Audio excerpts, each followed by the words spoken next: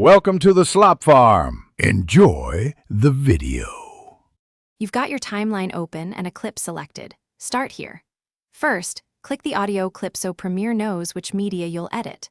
Once done, open the Effect Controls panel. This is where clip level volume lives. Then locate the level slider under volume. Move it left or right to lower or raise gain, and watch the waveform to judge changes. This direct clip control prevents altering whole tracks unintentionally, so you keep edits isolated and reversible while proceeding to finer mixing steps next. Now refine dynamics using the audio track mixer or clip keyframes.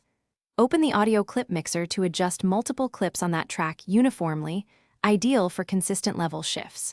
Alternatively, in Effect Controls, add keyframes to the level property. Click the stopwatch, place points, then drag to create fades or duck music under dialogue. Also, use Essential Sound. Tag a clip as dialogue or music to access loudness, clarity, and reduce noise presets. These methods let you shape volume over time and ensure clarity across edits.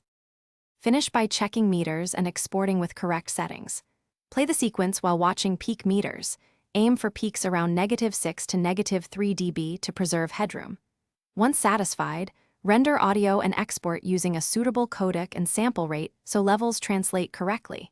If you encounter distortion or clipping, reduce the clip or track gain and add a limiter or normalize cautiously.